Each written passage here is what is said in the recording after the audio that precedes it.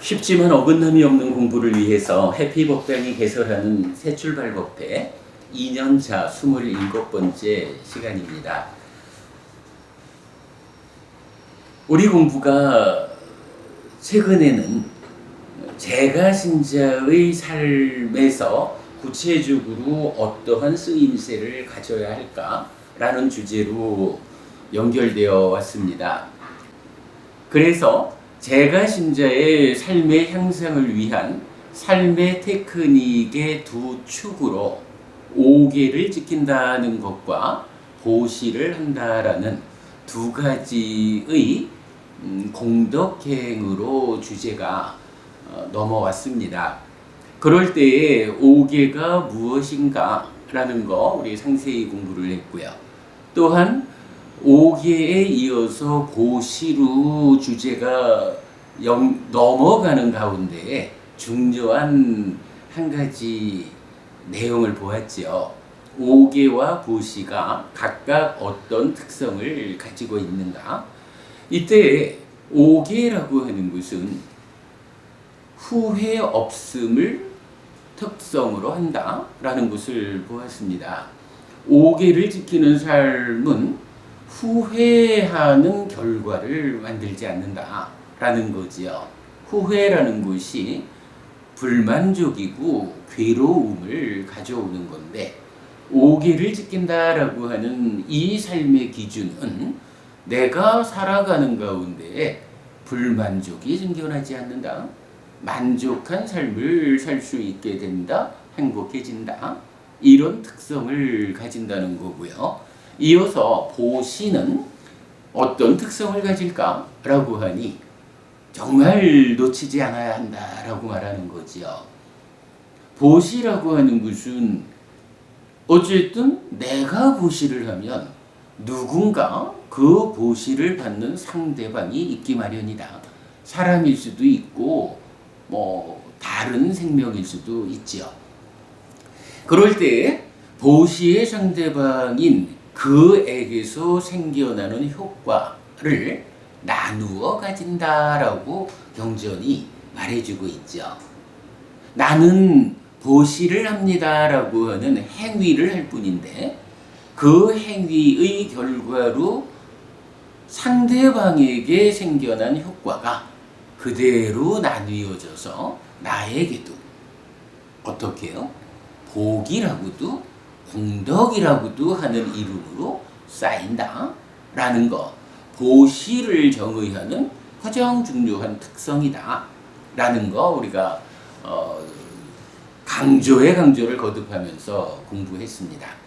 자, 이렇게 5계가 어떤 특성을 가지고 보시가 어떤 특성을 가지는가에 이어서 공부 주제가 보시로 넘어왔죠. 자, 이럴 때 보시 어떤 것이 있나요? 제시, 법시, 무외시라는 세 가지 보시가 있다라고 알려줍니다. 물질적인 베품, 제시고요. 가르침을 베푼다. 행복해지는 방법을 알려준다. 부처님을 전해준다. 라는 것으로의 법시가 있고요.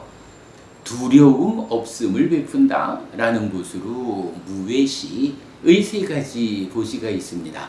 경전에서는 이 세 가지 보시 중에 으뜸 가는 보시는 무엇일까? 라고 하면 법시, 부처님 가르침을 전달함으로써 그대 스스로 자기 삶을 향상할 수 있도록 가르침에 의지해서 스스로 자기 삶을 행복으로 이끌 수 있게끔 그 방법을 알려주는 것이 최고의 보시다. 이렇게 알려주는 거 공부했고요. 자, 이 세 가지 보시 중에 경전은요, 법시와 무외시에 대해서는 개념적으로 이러하다라고 설명하는 경전이 몇 개 있지만 그렇게 많은 설명을 하지 않는다라는 거 보았습니다. 제시, 물질적인 보시에 대해서는 굉장히 많은 경전을 통해서 어떤 방법으로 보시해야 합니까? 어떻게 하는 보시가 공덕이 큽니까? 누구에게 보시해야 커다란 공덕이 생겨납니까?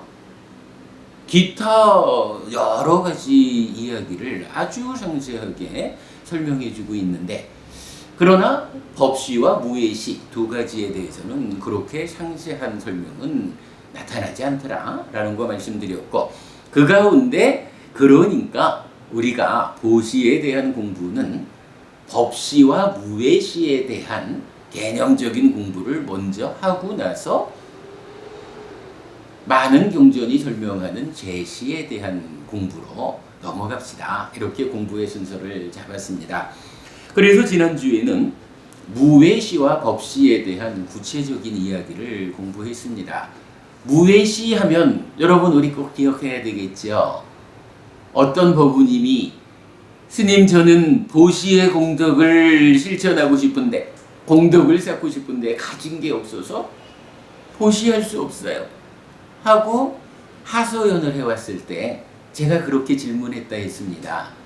법우님 혹시 오계는 지키며 사십니까? 아니요 라고 하길래, 그러면 법우님 적당히 다른 생명을 해쳐가면서 삽니까? 심지어는 죽이기도 합니까? 아니요. 주지 않은 거 가져갑니까? 도둑질도 좀 하며 사세요? 아니에요. 바람도 좀 피셔요? 스님, 저 그렇게 나쁘게 안 살아요. 거짓말을 좀 하고요 하니까 스님 왜 그러시냐고. 술은 즐겨 드시나요? 술도 안 먹는다고. 그래서 제가 그랬죠. 법우님, 제가 지금 법우님에게 여쭤본 이 5가지가 바로 오계를 지키는 삶, 그 5가지를 하지 않는 것이 오계를 지키는 겁니다. 그러니까 아이고 그랬군요 라고 알게 됐죠. 그래서 다시 질문하기를, 법우님 오계는 지키면서 사십니까? 예수님, 제가 오계는 지키면서 삽니다. 이렇게 대답을 했던 거예요. 사실은 공부를 하는 가장 중요한 이유가 이런 거지요. 그이는 꼭 가르침에 의해서는 아니지만 삶을 많은 존재들과의 관계에서 그렇게 오계를 지키는 삶을 살아내고 있었던 거예요. 그런데 공부하지 않다 보니까 오계는 지키며 삽니까? 라고 하는 질문할 때 아니요라고 사실과 다른 답변을 했던 거잖아요. 우리가 배워 알고 아는 대로 실천하는, 그럼으로써 실현되는 불교 공부, 이 공부의 과정을 참 중요히 보아야 하는 게, 스스로 실천하는 일도 나는 하지 않습니다 라고 모르기 때문에 답변해야 하는 이런 어리석음이 있던 거죠. 거기에 이어서 한 번을 더 물어본 거죠. 법우님은 가진 게 없어서 보시할 수 없다고요? 그런데요, 보시에는 물질적인 것을 베푸는 보시 말고 다른 형태의 보시가 있는데 아실까요? 당연히 모르죠. 그래서 그때 알려드렸죠. 여러분 넘쳐 흐름경 기억하시죠? 그 경에서 보면 오계를 지키는 이 5가지의 행위가 그대로 5가지의 보시라고 제시가 되잖아요. 뭐라고 말하는 건가요? 해치지 않는 사람이 내 곁에 가까이 올 때는 아이고 저 사람이 오늘은 또 어떻게 나를 해치고 무엇을 뺏어갈까? 라고 하는 두려움이 생기지 않는다고요. 이렇게 나와 함께 하는 사람에게 두려움이 생겨나지 않게 하는 삶의 자세, 오계를 지킨다는 것. 이것을 부처님 그렇게 말하는 거죠. 나 때문에 두려움이 생겨나지 않는다라는 것은 역으로 말하면 두려움 없음이라는 것을 내가 주는 것이다. 이것을 나타내는 말이 무외시잖아요. 지금 몇 줄을 두고 반복해서 말씀을 드리고 있습니다만은 정말 불교 신자의 신행에서 놓쳐서 안 되는 거, 바로 이 5가지가 5계를 지키는 삶이고, 이것이 살아서도 행복하고 죽어서는 하늘에 태어나는 그런 성과를 가져오는 공덕행위라는 것.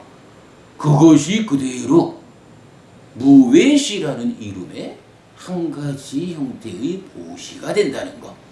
이거는 놓치지 않아야 한다. 정말로 많은 사람들이 그 얘기를 해요. 가진 것도 없고 아는 것도 없으니 보시할 수 없지요 라고 말하지만, 그러나 다른 거예요. 내가 형편상 가진 게 없고 아는 게 없다고 해도, 그러나 나의 삶의 자세가 5계를 지키는 이러한 삶을 살아내는 질서로움만 가질 수 있으면, 그 자체가 나와 함께하는 많은 사람, 많은 생명들에게 두려움 없음을 베푸는 공덕의 행을 짓는 것이다 라는 거죠. 하여간 무외시와 관련해서는 우리가 이 한 가지 이야기 기억하면 되겠어요. 자, 지난주에 다시 법시에 대한 공부했습니다. 법시, 가르침을 베푸는데 2가지 측면에서 이해하자 그랬죠.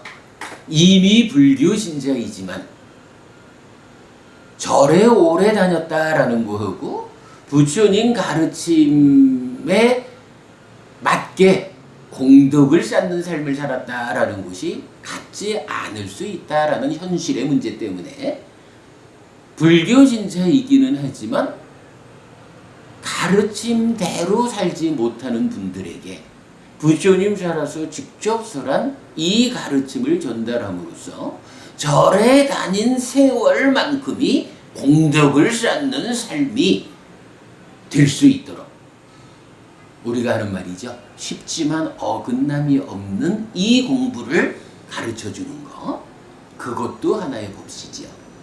그런가 하면 이제 법시의 기본적인 의미는 아무래도 아직까지 부처님을 만나지 못한 사람들에게 부처님을 알려주는, 달리 말하면 뭐죠? 포교라고 하는 일이죠.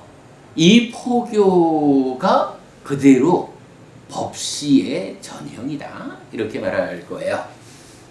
지난주에는 포교를 하면 얼마나 공덕이 큰지, 예를 들어서 교회 다니는 분들은 전도를 하면 하나님의 일을 실천하는 그 힘에 의해서 죽음은 하늘에 태어나서 하나님 곁에서 영생하리라 라는 이런 강력한 동기가 부여되기 때문에 열심히 전도를 한다고요.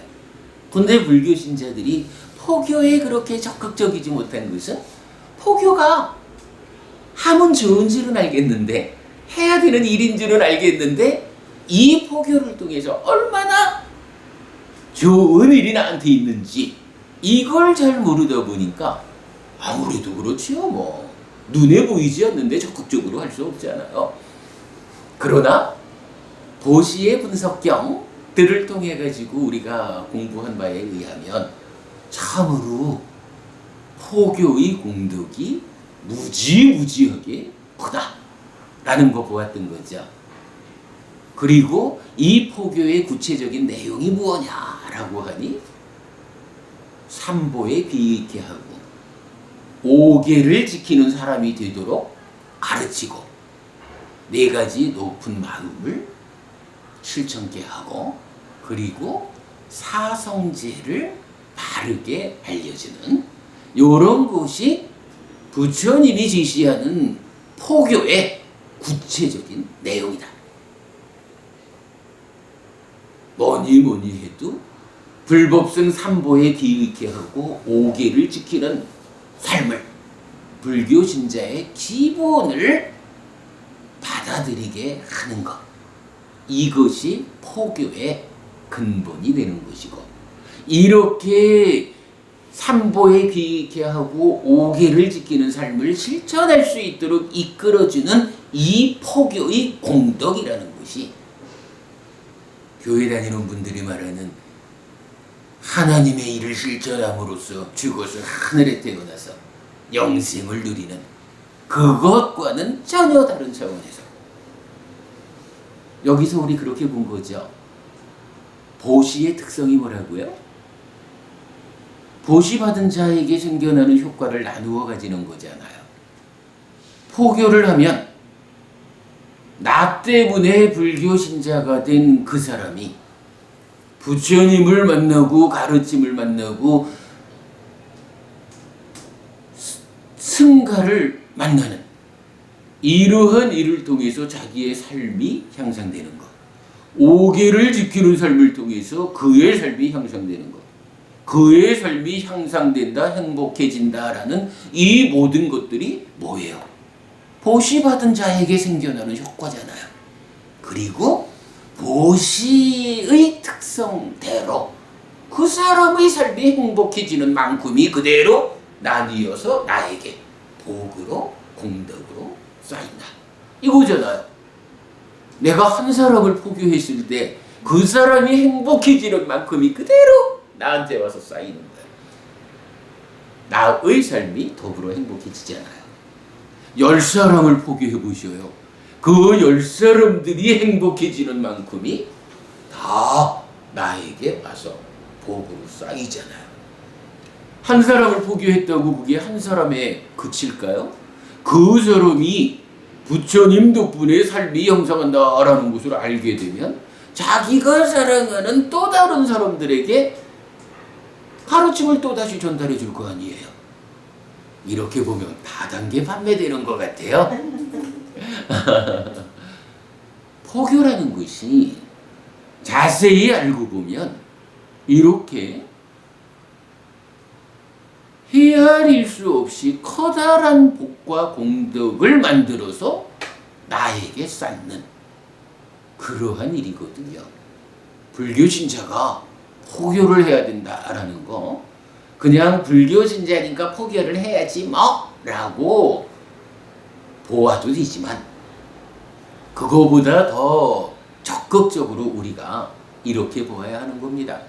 부처님을 만나가지고 그의 삶이 형성하는 만큼, 그가 행복해지는 만큼 그것이 보시받은 자에게 생겨나는 효과가 나뉘어 나에게 쌓인다라는 보시의 특성 그대로 나에게 쌓여지는 것이다 라는 이 개념 정말 잊지 않아야 하죠. 자, 그러면서 지난주 수업의 마지막 주제로는 그렇게 보았죠. 포교를 한다라는 거, 부처님 가르침을 전달한다라는 거, 요거 표현을 좀 바꾸면 중생을 구제하는 일이다라는 개념으로 연결시켜 봤던 거죠. 중생 구제. 대승불교에서 많은 분들이, 대승은 그야말로 커다란 수레에 많은 사람을 싣고 가는 이런 훌륭한 공부인데, 테라와다는 소승이어서 자기 한 사람의 삶만 구제를 하는 이렇게 말을 하지만, 사실은 부처님께서 직접 제시하는 중생 구제의 방법은 어떤 것일까? 라고 알아보니까 어땠어요? 상가라와 경 보았던 거죠. 스승은 법을 전하고 제자들은 그 법을 실천함으로써 자기 삶을 형성한다. 그래서 누구든 한 걸음이라도 더 가르침에 가까이 간 사람은 내가 배워 아는 만큼을 아직 알지 못하는 다른 사람을 위해서 그 법을 전달하는 법보시, 포교를 하면 뒤따라 가르침을 전달받은 사람의 삶이 자기 스스로의 노력을 통해서 향상하는 이러한 것이 부처님대로의 구제 방법이다. 그런데 문제는 이렇게 앞선 사람이 뒤따르는 사람에게 알려줘서 그의 삶을 향상하는 이러한 방법으로 삶을 향상하는 사람의 숫자가 출가한 사람 하나? 이것이 아니더라는 거죠. 상가라와 경에서는 수백, 수천, 수십만에 달한다 이렇게 표현을 하지만 사실은 지난 2600년의 세월 동안에 얼마나 많은 사람들이 스승이신 부처님을 뒤따라서 그 가르침에 의지해서 삶을 형성했을까? 부처님은 중생구제의 방법으로 내가 그대들을 안전한 곳으로 열반으로 옮겨줄 테니 내가 지시하는 이 배에 타라! 이런 식으로 중생구제의 방법을 말하지 않는다는 거죠.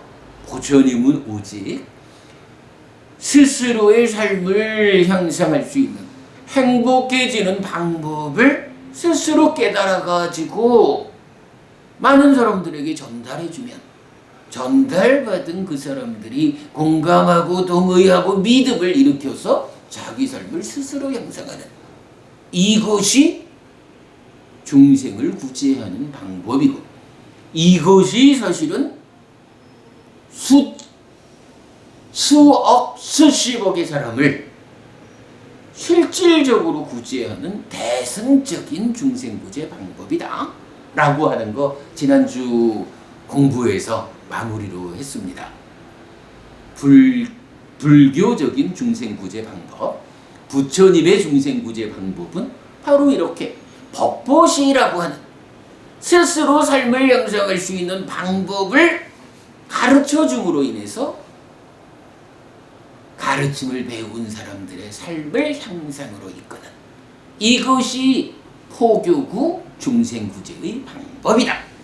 이것이 실질적인 대승적인 방법이다 라고 하는 거 지난주에 공부했습니다. 그러니까 놓치지 않으면 좋겠고요. 자, 오늘은 지난주 공부한 교재의 제일 뒤쪽에서 한 가지 주제를 좀 더 보고 다음 주제로 넘어가겠습니다. 자, 지난주 드린 교재의 4페이지로 가겠습니다.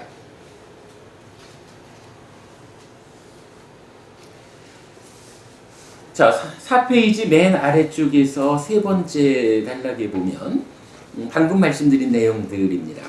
두 개의 경전을 비교해보면 보시에 대한 분석의 경은 포교의 내용과 그 공덕을 설명하고 상가라와 경은 포교의 방법을 구체적으로 제시하고 있다고 하겠습니다. 여기까지 지금 복습했고요.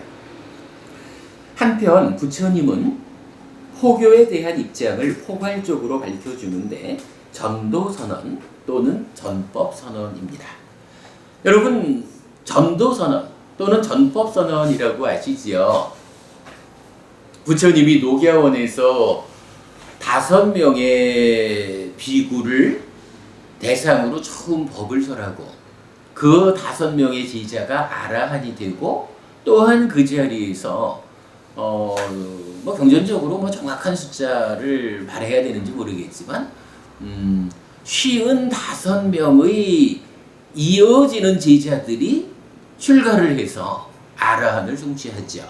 그러면 55명이 아라한이 되고 거기에 5비구가 있으니까 60명이고 거기에 최초의 아라한 부처님이 계시니까 아라한이 이 세상에 61명이 되었을 때 그때 부처님이 전도선언이라는 걸 해요.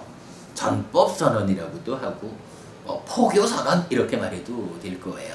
자, 같이 한번 보겠습니다.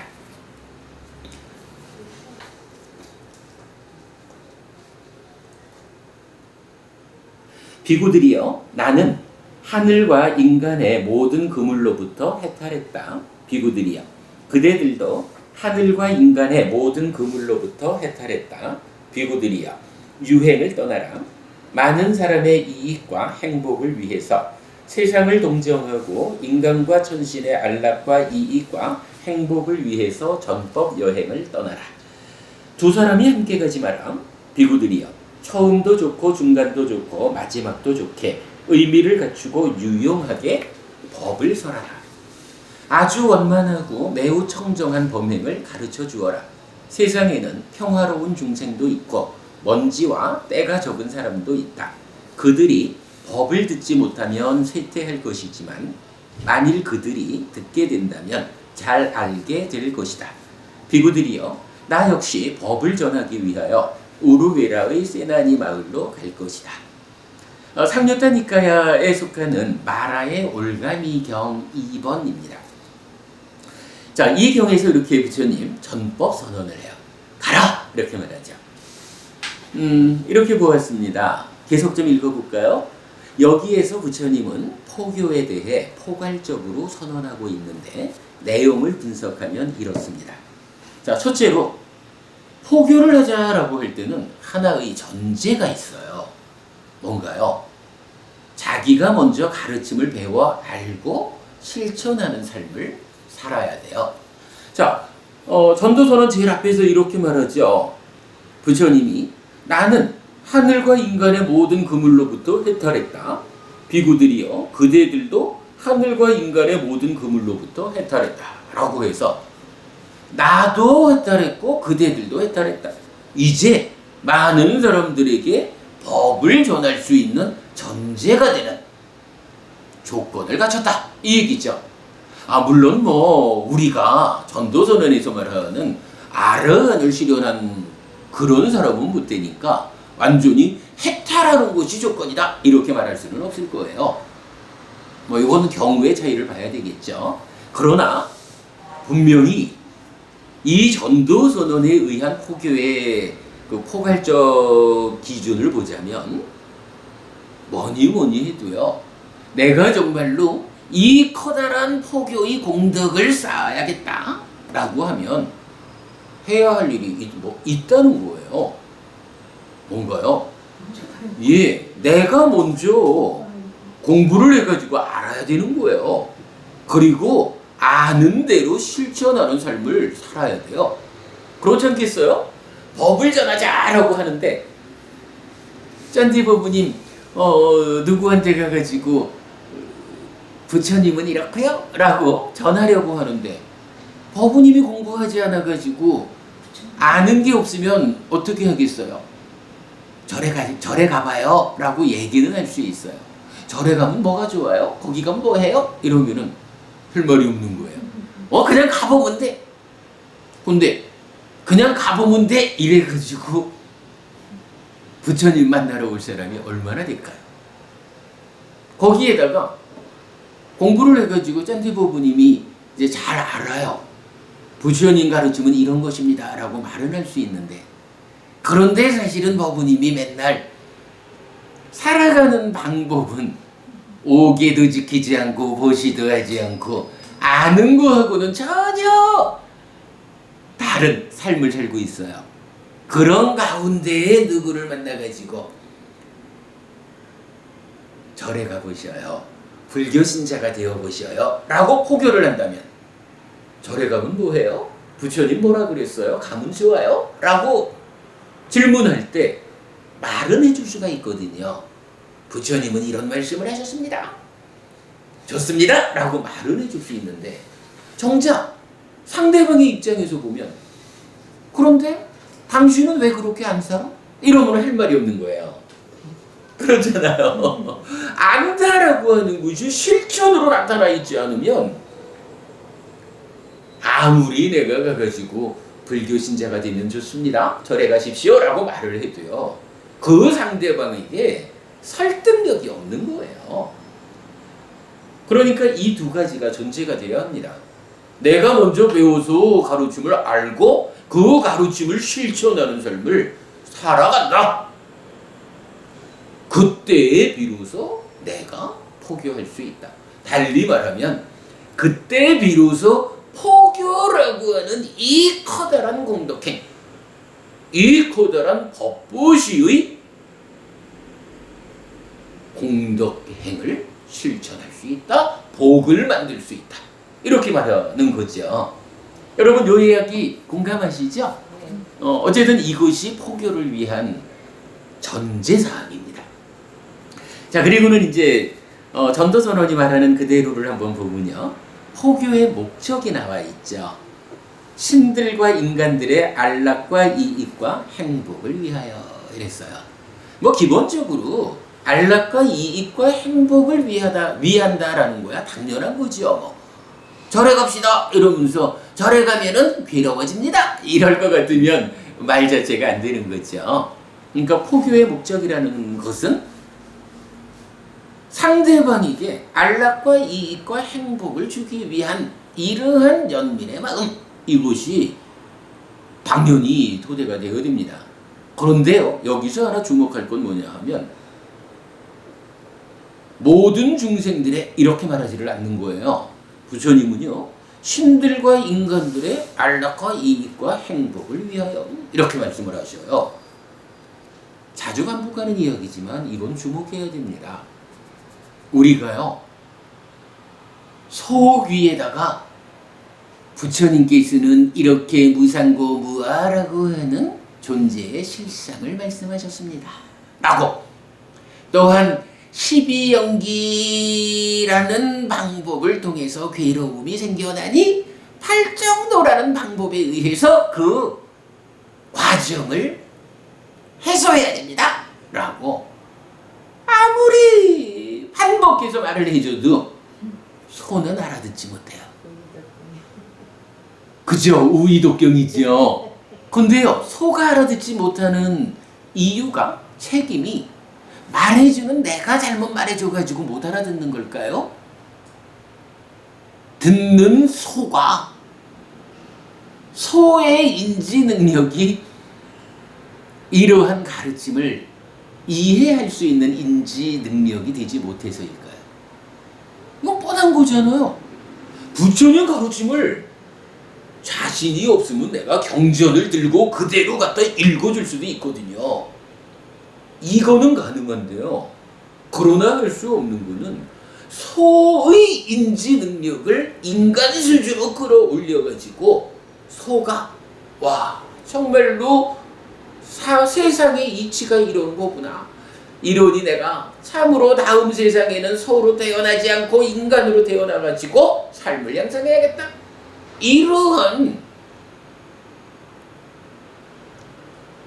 생각을 할 수 없는 상태의 몸을 가지고 있단 말이에요. 우리가 자주 하는 말입니다. 불교 공부에는 학습 능력이 필요해요. 그래서 부처님은 포교를 떠나라 라고 할 때 누구를 위해서 법을 설하라 라고 하냐 하면 신들과 인간들을 위하여 라고 대상을 한정해 주는 거예요. 이게요, 우리가 그래도 지금 현재 나의 삶이 참 행복하지 못하고 너무 힘들다 이런 상황일는지는 몰라도 그래도 인간으로 태어나 있다라고 하는 것이 얼마나 다행이고 희망적인 것인가, 이런 점에서 다시 알아야 돼요. 우리 알잖아요. 사막차에 떨어지면 인간으로 되돌아오는 일이 어려워요. 왜 어려우냐 하면 거기에는 오직 약육강식, 이 몸으로의 삶을 유지하기 위한 그 하나로 모든 생각이 집중되어 있기 때문에 삶을 영상하자, 고면을 실현하자, 이런 것을 생각할 수 없다고요. 그래서 되돌아오지 못한다라고 알려주잖아요. 우리가 이런 부분을 통해서도 참 인간으로 태어나 사는 게 너무 힘들다라고 나의 삶을 부정적으로만 보지 않고 그래도 내가 인간으로는 태어나 있기 때문에 이렇게 부처님을 만나서 삶을 향상할 수 있는 가능성을 확보하고 있구나. 긍정적으로 나의 삶을 보고 살아가야 되는 그런 측면까지 같이 보면 좋겠어요.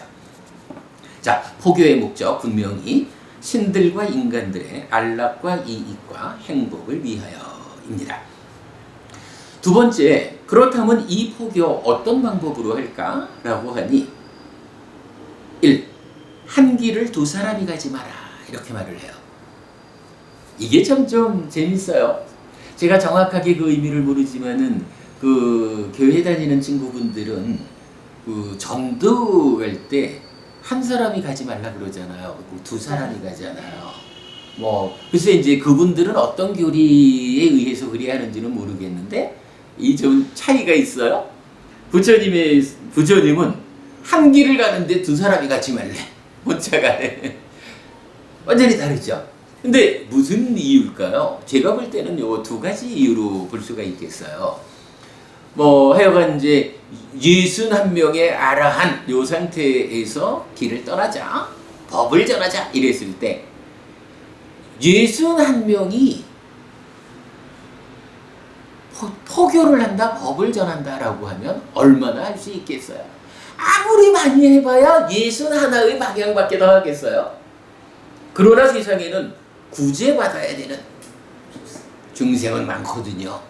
이거 조금 힘들까 싶어서 우리들이 서로 도와가면서 갑시다. 이래가지고 두 사람이 가면 어때요? 30길밖에 못 가는 거예요. 그만큼 구제되어야 하는 중생들의 가능성이 줄어드는 거예요. 그러니까 혼자 가자라고 하셨겠죠. 그리고 또 한 가지는요. 저는 이거요. 부처님이 가지는 자신감이라고 봐요. 나도 혼자 갈 자신이 있다. 그리고 그대들도 이미 아라한이 되었기 때문에 그대들도 혼자 가서 이 큰 일을 할 수 있는 능력이 있다. 굳이 두 사람이 가야 할 필요가 없다. 자신을 가지고 혼자서 가자. 이런 의미가 돼요. 자신감을 확보했다. 자, 그 다음에 이제 두 번째가 처음도 좋고 중간도 좋고 마지막도 좋은 의미를 갖추고 유용한 법을 설하라 라고 했어요. 그러니까 법을 설하자라는 건데 법이 이런 법이라는 거예요. 20마디로 된 법이 있다면 20마디에 시작하는 첫 마디도 좋고 중간중간 2마디부터 19마디까지의 중간 과정도 좋고 마지막 20번째 마디도 좋은, 처음도 중간도 마지막도 모두 다 좋은 법이에요. 부처님께서 깨달아서 알려주시는 이 법이라는 것은 중간 어느 한 구석에도 좋지 않은 부분이 없어. 시작부터 끝까지 완전하게 좋은 이 법을 설하라. 의미를 갖추어서 또 중요한 말은 유용한 법이죠. 유용하다라는 건 뭐예요? 우리 삶에서 구체적으로 쓸모가 있는 법이다. 이런 이야기죠. 우리 삶을 구체적으로 행복으로 이끄는 그런 법을 설하자. 이렇게 말하는 거죠. 그런가 하면 세 번째로는 원만하고 청정한 범행을 드러내라. 요거 뭔가요? 포교의 전제사항으로 말한 게 먼저 배워 알고 실천하는 삶을 살 것. 이랬을 때 배워 알아야 되는 게 뭐예요? 바로 이렇게 좋고 의미를 갖추고 유용한 법을 배워서 설해야 된다. 그리고 어떻게 실천하느냐? 원만하고 청정한 범행을 실천해서 보여줘라. 이런 이야기죠. 포교를 이런 방법으로 하라고 알려주는 거예요. 자, 그 다음에 세 번째로는 포교의 내용입니다. 법과 범행을 드러내라. 요거는 이제 포교의 방법에서 나온 것을 반복해서 제가 이제 반복적으로 알려드리는 건데요. 결국 포교를 한다라고 하는 것이 어떤 것을 다른 사람에게 가르쳐 주는 것이 포교냐라고 하면 법과 범행. 이때 법이라고 하는 것은 부처님의 가르침이고 범행이라는 것은 부처님의 가르침을 실천하는 청정한 삶이다. 요거죠. 이렇게 법과 범행의 두 가지를 가르쳐 주는 거, 전달하는 거. 이것이 포교의 구체적인 내용이다. 요것은 우리가 좀 눈여겨볼 게 선서의 율경이란 경전에서 보면 딱 이런 표현을 하셔요. 부처님의 역할이 주어지는데 부처님은 법을 설하고 범행을 드러내야 한다. 만약에 깨달았다라고 해도 그 깨달은 법을 다른 존재를 위하여 설하지 않고 그것을 실천, 범행을 드러내 보여주지 않으면 부처라고 불릴 수 없다. 이런 얘기를 하는 거거든요. 그래서 부처님이 누구냐 하니 법을 설하고 범행을 실천하는, 드러내 보여주는 자거든요. 그렇다면 부처님의 제자인 우리가 포교를 하자, 가르침을 전달하자라는 것은 그대로 부처님 그대로 법을 설하고 범행을 드러낸 그것을 그대로 알려주는 것. 이것이 포교라는 공덕행의 구체적 내용이다. 이 부분 강조하는 이유는 분명한 거죠. 포교를 하자면서 부처님께서 설하신 법과 드러내 보여주는 범행과는 전혀 다른 엉뚱한 방법을 가지고 이렇게 끌고 가는 그거 구체적인 포교의 내용이 될 수 없다라고 하는 거 강조하는 거죠. 자, 그 다음에 이어가지고 네 번째로는 포교의 대상입니다. 누구에게 포교할 것인가? 라고 할 때 우리 좀 전에 그래 황제부부님 우이독경 말씀하셨잖아요. 이게요, 마음 같아서는 소도 포교할 수 있으면 좋죠. 그래서 소가 부처님 법을 만나가지고 살아서는 어쨌든 소의 삶 가운데서는 그중 행복하다가 죽은 다음에는 소로 태어나지 않고 인간으로 태어날 수 있는, 이렇게 소도 행복하게 만들어 줄 수 있으면 참 좋을 텐데 현실적으로는 어때요? 아무리 법을 설해도 법을 알아들을 수 있는 능력을 소가 갖추지 못했기 때문에 못 해주는 거잖아요. 법을 설하자, 포교를 하자라고 할 때에 우리가 주목해야 되는 것이 또한 이 부분이에요. 누가 과연 이 법을 받아들여가지고 법을 실천하는 사람, 불교 신자가 될 수 있을까? 그래서 경전은 이렇게 말하는 겁니다. 포교의 대상, 평화로운 중생, 먼지와 때가 적은 사람. 이거요, 어찌 보면 그렇게 조건이 많아. 부처님은 모든 생명을 다 구제해 주신 분 아니요? 이렇게 반론을 말할지 모르지만, 그러나 사실은 경전을 우리가 자세히 보면 부처님도 분명히 구제될 수 없는, 즉 법을 이해할 수 없는 어떤 존재들에 대해서는 방법을 가지지 못했다라는 거 분명히 알아야 됩니다.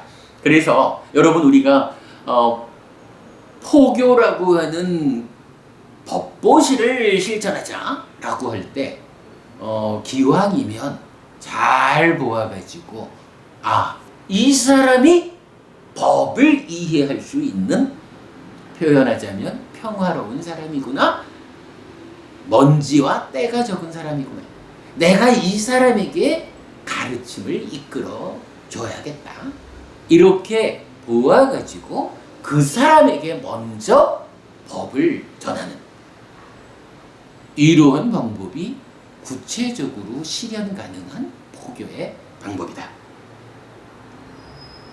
네, 포교의 대상, 그렇게 경전 말해주고 있고요. 자, 그런가 하면 이제 마지막으로 이 포교를 하면 어떤 효과가 있을까? 마지막 그렇게 나오죠. 그들이 법을 듣지 못하면 쇠퇴할 것이지만 만일 그들이 듣게 된다면 잘 알게 될 것이다 라고 해서, 내가 법을 전하는 포교를 하면 포교를 받는 그 사람의 삶이 어떻게 돼요? 그 사람의 삶이 쇠퇴하지 않고 향상하게 된다고요.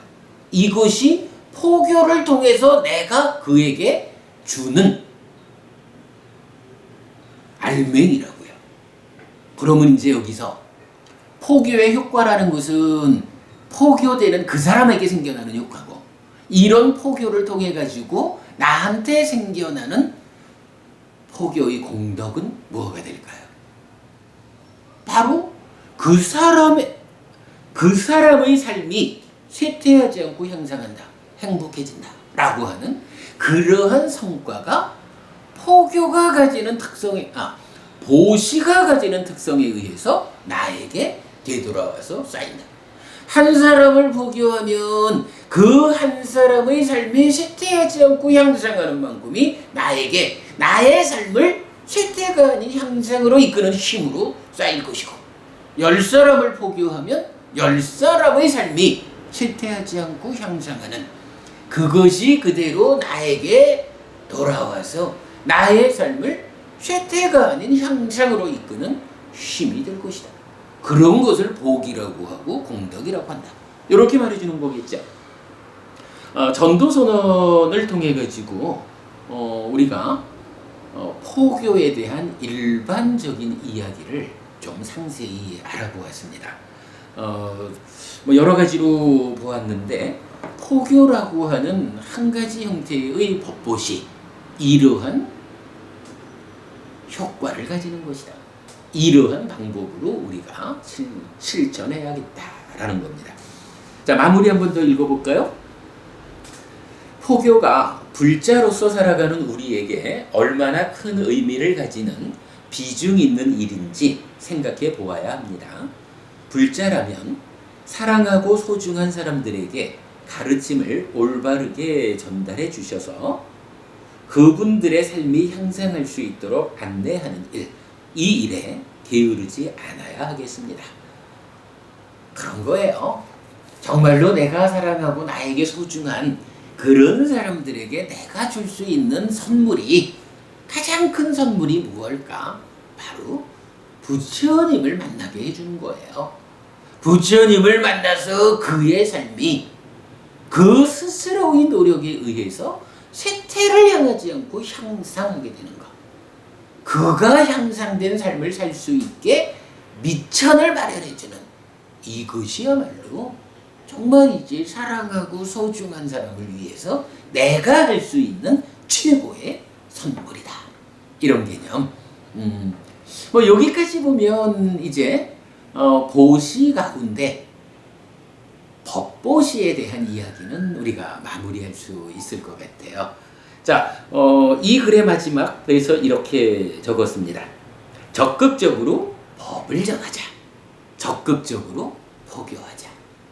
강제법부님, 우리 포교에 대해서 이 정도 이해한다면 교회 다니는 분들이 열심히 전도해가지고 열심히 전도해가지고 하나님 곁에 태어나서 영생을 누리자라고 하는 것보다 훨씬 더 강력한 포교의 동기가 부여될 수 있다. 이렇게 말할 수 있겠죠. 자, 법보시의 구체적인 내용으로서의 포교에 대해서 오늘 우리가 충분히 공부를 마쳤습니다. 이제 다음 주부터는 물질적인 대품, 재보시에 대한 공부를 들어갈 건데요. 공부를 하다가 제가 재미있는 경전을 하나 발견했습니다.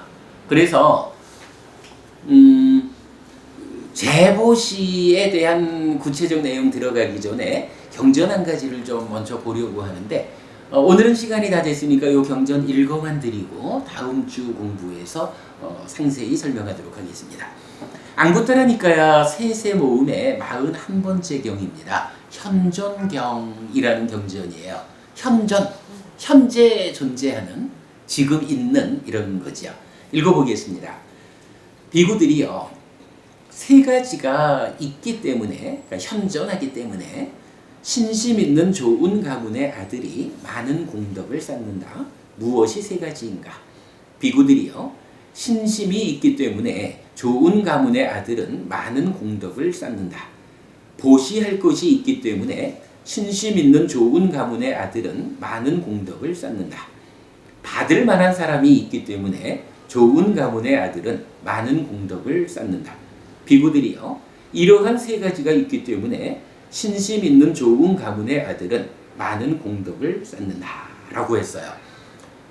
어찌 보면 얘기거리도 아니에요. 자, 기본적으로 여기서 좋은 가문의 아들이란 말이 나오는데, 이것은요, 부처님 가문의 아들, 이런 의미예요. 부처님의 제자들을 보통 부를 때 부처님을 아버지로 하는 그 가문의 아들들, 이래가지고 부처님 제자, 불교 신자를 말할 때 좋은 가문의 아들, 이렇게 불러요. 그러니까 부처님 제자 중에 신심 있는 사람들이 공덕을 쌓는데 거기에는 세 가지가 필요하다라고 하면서 한 가지가 뭐냐 하면 신심이 있어야 된대요. 그리고 또 한 가지는 보시할 것이 있어야 된대요. 그리고 또 한 가지가 받을 만한 사람이 있어야 된대요. 그러니까 이게 딱 그런 얘기예요. 부처님의 제자들이니까 보시라는 것은 이렇게 커다란 공덕이 된다 라고 배운 대로 확실하게 알아야 되잖아요. 이렇게 확실하게 아는 걸 뭐라 해요? 믿음이라 하잖아요. 이런 믿음이 있어야 이러한 보시가 정말로 복이 되는 것이요 라고 믿을 수 있는 사람이 보시를 하겠죠. 그런가 하면요, 보시를 하려면 아무래도 보시할 거리가 있어야 되잖아요. 그런가 하면 믿음을 가지고 무언가 거리를 가지고 보시하려 해도 받아줄 사람이 아무도 없으면 못하잖아요. 그러니까 받을 사람도 있어야 된다는 거예요. 요게 그냥 딱 보면 보시라는 것은 믿음과 보시할 것과 보시받을 사람이 있어야 된다. 이렇게 이제 볼 수 있어요. 그런데요, 다음 주에는 제가 이 경이 알려지는 좀 더 구체적인 이야기. 사실 지금 우리는 드러나 있는 내용만 가지고 믿음과 보시거리와 보시받을 사람 이렇게 말했는데, 구체적으로 믿음이 있다라는 것은 무엇인지, 보시할 것이 있다라는 것은 무엇인지, 또 받을 만한 사람이란 어떤 사람을 말하는지 이 부분을 구체적으로 공부할 필요가 있어요. 앞으로 우리가 보시의 세 번째 물질적인 보시를 공부하기 위한 하나의 준비 과정으로 정말로 어떤 믿음을 가지고 있어야 보시할 수 있는지, 어떤 것을 가지고 있어야 그것을 베풀 수 있는지, 또 어떤 사람이 보시받을 만한 사람이어서 나의 이 보시행의 성과를 뻥튀기 해줄 건지, 이런 부분을 구체적으로 알아야 효과적으로 공덕을 쌓는 그런 보시를 할 수 있겠죠. 자, 시간이 다 됐습니다. 오늘 이렇게 예고만 해드리고 다음 주에 좀 더 구체적인 내용 공부하도록 하겠습니다. 오늘 여기까지 하겠습니다. 감사합니다. 수고하셨습니다.